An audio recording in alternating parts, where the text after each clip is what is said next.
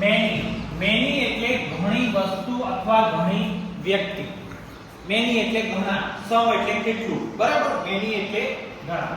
તો many saw the thief but the tried to catch him.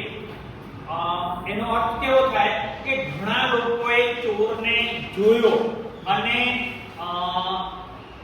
but none tried to catch him, અને પણ પકડી શક્યા નહીં. નન વાપર્યું છે અહીંયા. પણ many એટલે ઘણા. પછી much એટલે ઘણું, પ્રવાહી અથવા ન ગણી શકાય તેવી વસ્તુ માટે સર્વનામ વપરાય છે. હવે જો મેની કોના માટે વપરાય? તમે ગણી શકો એના માટે. અને much એ કયું? પ્રવાહી, તમે ગણી ના શકો એના માટે વપરાય.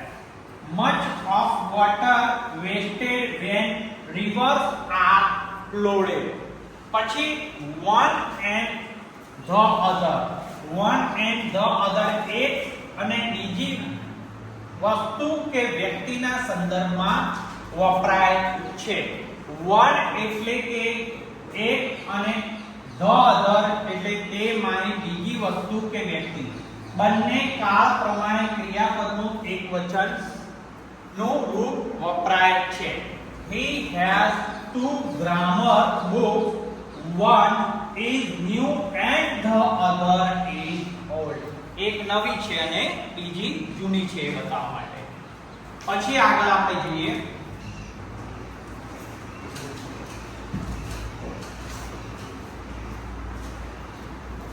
the other. થોડીક સિવાય બાકીની બીજી વ્યક્તિ કે વસ્તુના સંદર્ભમાં the other વપરાય છે. આ સર્વનામ સાથે બહુવચનનું ક્રિયાપદનું રૂપ વપરાય છે. There are 40 pupils. 40 વિદ્યાર્થીઓ છે in my class. Some are clever and the others are weak. કેટલાક some એટલે કેટલું, કેટલાક હોશિયાર છે અને બીજા વીક છે.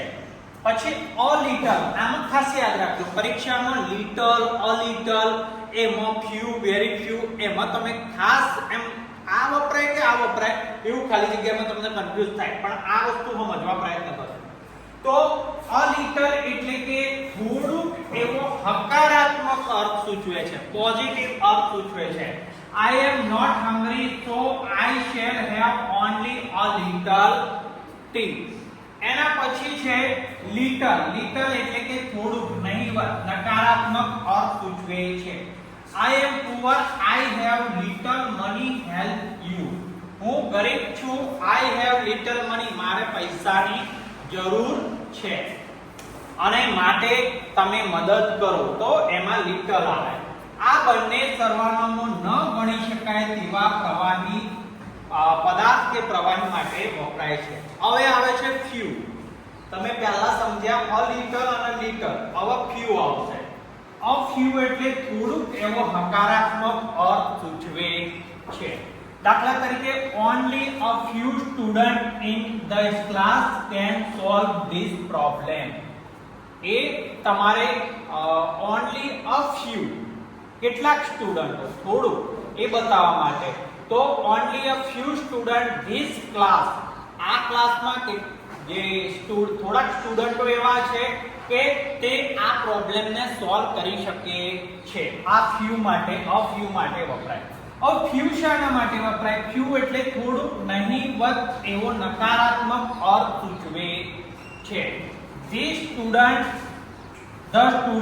of this class are not clever, few can solve a problem.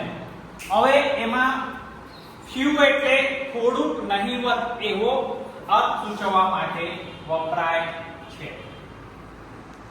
પછી છે આગળ જોઈએ few એટલે આપણે હમણાં જોઈએ થોડુંક, નહીવત, નકારાત્મક અર્થ સૂચવે છે. The students of this class are not clever, few can solve this problem. આ બંને ગણી શકાય તેવા પદાર્થ કે વસ્તુ માટે વપરાય છે. પછી આવે છે the rate. હવે the rate માં હંમેશા આપણે કન્ફ્યુઝન થાય ક્યાં વપરાય છે. the rate એટલે અમુક સિવાયનું બાકીનું બધું ખાસ પ્રકારનું ચોક્કસ સર્વનામ છે. આથી પછી નામ વપરાતું નથી. નામ વાપરવું હોય તે પહેલા ઓફ વાપરવું પડે છે. આ પ્રકારના પ્રયોગમાં રેસ્ટ સાથે ધ આર્ટિકલ વપરાય છે. और દાખલા તરીકે I had 500 rupees, I spent 250 rupees in fare. એટલે મારી જોડે 500 રૂપિયા હતા, એમાં 250 રૂપિયા મેં મેળામાં ખર્ચ્યા and deposited the rest in the bank. અને પછી બાકીના જે છે એ the rest એટલે શું કહેવાય? અમુક સિવાય બાકીનું બધું. એટલે 250 ખર્ચ્યા, 250 શું કરે? ડિપોઝિટ જમા કરી. હવે એક આપણે છેલ્લું 20 જોઈ લઈએ. એટલે આ ખાસ તમને પરીક્ષામાં પૂછાશે.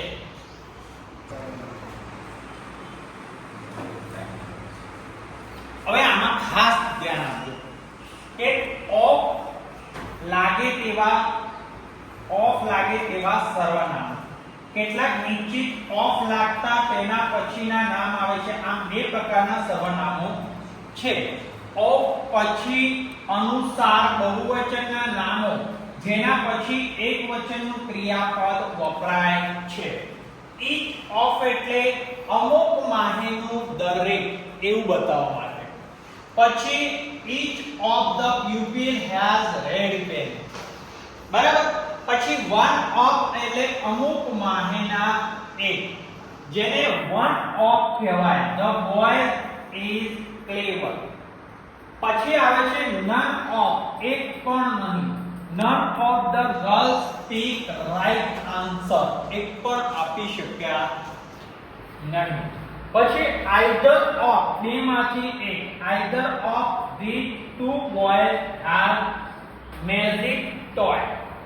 પછી neither of બેમાંથી એકે નહીં. both the boys are idle. neither of them give answer. છેલ્લું આન્સર આ રીતના. પછી આગળ આપણે જોઈએ કેટલાક અનિશ્ચિત સર્વનામો જે બહુવચનમાં હોય અને ત્યાર પછી બહુવચનમાં નામ વપરાય છે. બહુવચનના ક્રિયાપદો છે જેમાં all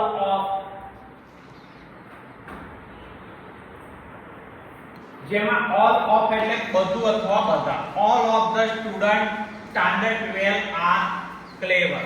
પછી some of એટલે કે કેટલાક, કેટલું, થોડું. some of the boys this class are clever.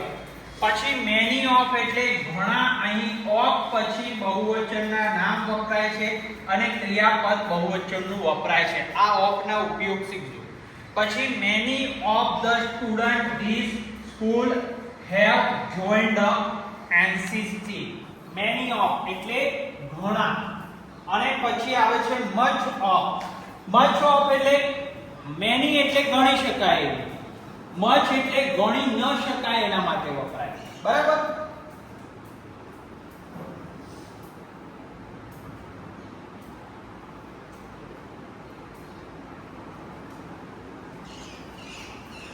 પછી much of એટલે અહીં much ગણી ન શકાય તે વસ્તુ માટે, પ્રવાહી કે ગણી ન શકાય તે વસ્તુ માટે નામ વપરાશે. સાથેનું ક્રિયાપદ એકવચન વપરાશે. અહીંયા જોજો તમે.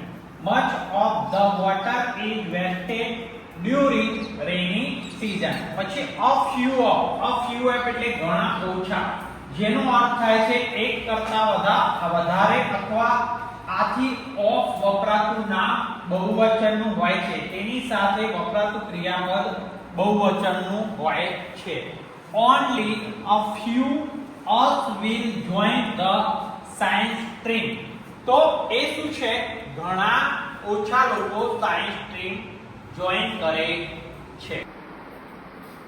હવે આટલા આપણે જોયા એ જે શરૂઆતમાં તમે જે જોયા એ અચોક્કસ સર્વનામ છે. આ અચોક્કસ સર્વનામની ખાલી જગ્યા 10મા 12મા બોર્ડની પરીક્ષા, ઇવન કોમ્પિટિટિવ એક્ઝામમાં ખાસ પૂછાતી હોય છે અને દરેકના મતલબ આપણને પ્રોપરલી ખબર હોય તો સારી રીતે આપણે ખાલી જગ્યાના આન્સર ભરી શકીએ છીએ. Thank you.